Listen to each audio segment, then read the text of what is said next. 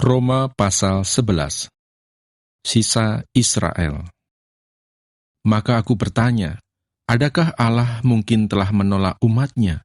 Sekali-kali tidak, karena aku sendiri pun orang Israel, dari keturunan Abraham, dari suku Benyamin. Allah tidak menolak umatnya yang dipilihnya. Ataukah kamu tidak tahu apa yang dikatakan kitab suci tentang Elia, waktu ia mengadukan Israel kepada Allah?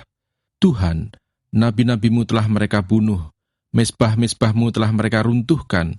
Hanya aku seorang dirilah yang masih hidup dan mereka ingin mencabut nyawaku. Tetapi bagaimanakah firman Allah kepadanya?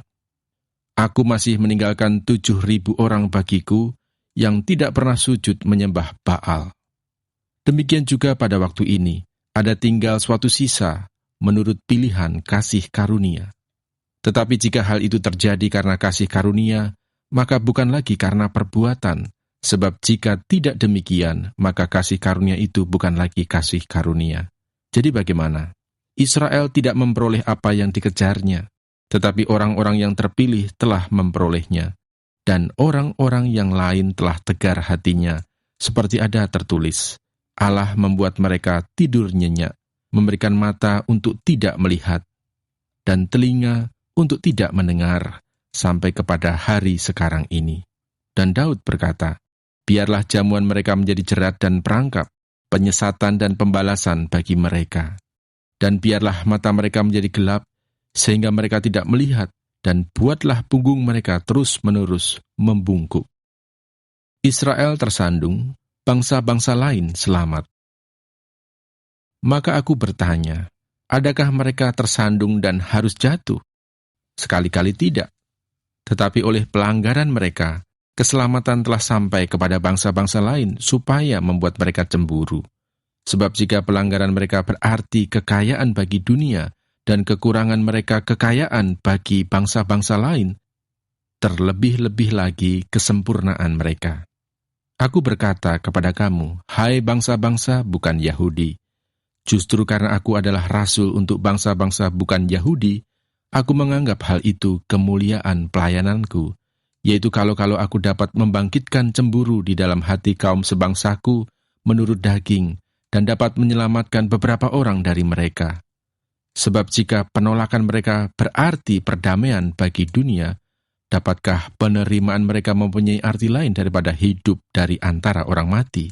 Jikalau roti sulung adalah kudus, maka seluruh adonan juga kudus, dan jikalau akar adalah kudus, maka cabang-cabang juga kudus. Karena itu apabila beberapa cabang telah dipatahkan, dan kamu sebagai tunas liar telah dicangkokkan di antaranya, dan turut mendapat bagian dalam akar pohon zaitun yang penuh getah, janganlah kamu bermegah terhadap cabang-cabang itu. Jikalau kamu bermegah, ingatlah bahwa bukan kamu yang menopang akar itu, melainkan akar itu yang menopang kamu. Mungkin kamu akan berkata, ada cabang-cabang yang dipatahkan, supaya aku dicangkokkan di antaranya sebagai tunas. Baiklah, mereka dipatahkan karena ketidakpercayaan mereka, dan kamu tegak tercacak karena iman. Janganlah kamu sombong, tetapi takutlah. Sebab kalau Allah tidak menyayangkan cabang-cabang asli, Ia juga tidak akan menyayangkan kamu. Sebab itu perhatikanlah kemurahan Allah dan juga kekerasannya, yaitu kekerasan atas orang-orang yang telah jatuh, tetapi atas kamu kemurahannya, yaitu jika kamu tetap dalam kemurahannya. Jika tidak, kamu pun akan dipotong juga. Tetapi mereka pun akan dicangkokkan kembali, jika mereka tidak tetap dalam ketidakpercayaan mereka, sebab Allah berkuasa untuk mencangkokkan mereka kembali. Sebab jika kamu telah dipotong sebagai cabang dari pohon zaitun liar, dan bertentangan dengan keadaanmu itu, kamu telah dicangkokkan pada pohon zaitun sejati, terlebih lagi mereka ini, yang menurut asal mereka akan dicangkokkan pada pohon zaitun mereka sendiri. Penyelamatan Israel. Sebab, saudara-saudara, supaya kamu jangan menganggap dirimu pandai, aku mau agar kamu mengetahui rahasia ini. Sebagian dari Israel telah menjadi tegar sampai jumlah yang penuh dari bangsa-bangsa lain telah masuk. Dengan jalan demikian, seluruh Israel akan diselamatkan, seperti ada tertulis. Dari Sion akan datang penebus, ia akan menyingkirkan segala kefasikan daripada Yakub. Dan inilah perjanjianku dengan mereka, apabila aku menghapuskan dosa mereka. Mengenai Injil, mereka adalah seteru Allah oleh karena kamu. Tetapi mengenai pilihan, mereka adalah kekasih Allah oleh karena nenek moyang. Sebab Allah tidak menyesali kasih karunia dan panggilannya. Sebab sama seperti kamu dahulu tidak taat kepada Allah, tetapi sekarang beroleh kemurahan oleh ketidaktaatan mereka. Demikian juga mereka sekarang tidak taat, supaya oleh kemurahan yang telah kamu peroleh, mereka juga akan beroleh kemurahan. Sebab Allah telah mengurung semua orang dalam ketidaktaatan, supaya ia dapat menunjukkan kemurahannya atas mereka semua. Oh, alangkah dalamnya kekayaan, hikmat dan pengetahuan Allah. Sungguh tak terselidiki keputusan-keputusannya, dan sungguh tak terselami jalan-jalannya. Sebab, siapakah yang mengetahui pikiran Tuhan? Atau siapakah yang pernah menjadi penasehatnya? Atau siapakah yang pernah memberikan sesuatu kepadanya, sehingga ia harus menggantikannya? Sebab segala sesuatu adalah dari Dia, dan oleh Dia, dan kepada Dia. Bagi Dialah kemuliaan sampai selama-lamanya. Roma pasal 12. Persembahan yang benar. Karena itu, saudara-saudara, demi kemurahan Allah aku menasehatkan kamu, supaya kamu mempersembahkan tubuhmu sebagai persembahan yang hidup, yang kudus dan yang berkenan kepada Allah. Itu adalah ibadahmu yang sejati. Janganlah kamu menjadi serupa dengan dunia ini, tetapi berubahlah oleh pembaharuan budimu, sehingga kamu dapat membedakan manakah kehendak Allah, apa yang baik, yang berkenan kepada Allah, dan yang sempurna. Berdasarkan kasih karunia yang dianugerahkan kepadaku, aku berkata kepada setiap orang di antara kamu, janganlah kamu memikirkan hal-hal yang lebih tinggi daripada yang patut kamu pikirkan, tetapi hendaklah kamu berpikir begitu rupa, sehingga kamu menguasai diri menurut ukuran iman yang dikaruniakan Allah kepada kamu masing-masing. Sebab sama seperti pada satu tubuh, kita mempunyai banyak anggota, tetapi tidak semua anggota itu mempunyai tugas yang sama. Demikian juga kita, walaupun banyak, adalah satu tubuh di dalam Kristus, tetapi kita masing-masing adalah anggota yang seorang terhadap yang lain. Demikianlah kita mempunyai karunia yang berlain-lainan menurut kasih karunia yang dianugerahkan kepada kita. Jika karunia itu adalah untuk pernubuat, baiklah kita melakukannya sesuai dengan iman kita. Jika karunia untuk melayani, baiklah kita melayani. Jika karunia untuk mengajar, baiklah kita mengajar. Jika karunia untuk menasihati, baiklah kita menasihati. Siapa yang membagi-bagikan sesuatu, hendaklah ia melakukannya dengan hati yang ikhlas. Siapa yang memberi pimpinan, hendaklah ia melakukannya dengan rajin. Siapa yang menunjukkan kemurahan, hendaklah ia melakukannya dengan sukacita. Nasihat untuk hidup dalam kasih.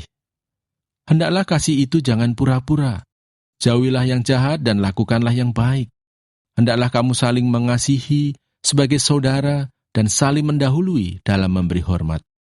Janganlah hendaknya kerajinanmu kendor, biarlah rohmu menyala-nyala dan layanilah Tuhan. Bersukacitalah dalam pengharapan, sabarlah dalam kesesakan, dan bertekunlah dalam doa. Bantulah dalam kekurangan orang-orang kudus dan usahakanlah dirimu untuk selalu memberikan tumpangan. Berkatilah siapa yang menganiaya kamu, berkatilah dan jangan mengutuk. Bersukacitalah dengan orang yang bersukacita, dan menangislah dengan orang yang menangis. Hendaklah kamu sehati sepikir dalam hidupmu bersama. Janganlah kamu memikirkan perkara-perkara yang tinggi, tetapi arahkanlah dirimu kepada perkara-perkara yang sederhana. Janganlah menganggap dirimu pandai. Janganlah membalas kejahatan dengan kejahatan. Lakukanlah apa yang baik bagi semua orang. Sedapat-dapatnya, kalau hal itu bergantung padamu, hiduplah dalam perdamaian dengan semua orang.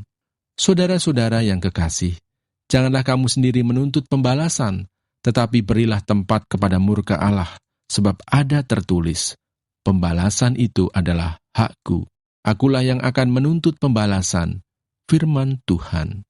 Tetapi jika seterumu lapar, berilah dia makan. Jika ia haus, berilah dia minum. Dengan berbuat demikian, kamu menumpukkan bara api di atas kepalanya. Janganlah kamu kalah terhadap kejahatan, tetapi kalahkanlah kejahatan dengan kebaikan. Roma pasal 13. Kepatuhan kepada pemerintah. Tiap-tiap orang harus takluk kepada pemerintah yang di atasnya, sebab tidak ada pemerintah yang tidak berasal dari Allah, dan pemerintah-pemerintah yang ada ditetapkan oleh Allah. Sebab itu barang siapa melawan pemerintah, ia melawan ketetapan Allah, dan siapa yang melakukannya akan mendatangkan hukuman atas dirinya. Sebab jika seorang berbuat baik, ia tidak usah takut kepada pemerintah, hanya jika ia berbuat jahat. Maukah kamu hidup tanpa takut terhadap pemerintah? Perbuatlah apa yang baik, dan kamu akan beroleh pujian daripadanya. Karena pemerintah adalah hamba Allah untuk kebaikanmu. Tetapi jika engkau berbuat jahat, takutlah akan dia, karena tidak percuma pemerintah menyandang pedang. Pemerintah adalah hamba Allah untuk membalaskan murka Allah atas mereka yang berbuat jahat. Sebab itu, perlu kita menaklukkan diri, bukan saja oleh karena kemurkaan Allah, tetapi juga oleh karena suara hati kita. Itulah juga sebabnya maka kamu membayar pajak, karena mereka yang mengurus hal itu adalah pelayan-pelayan Allah.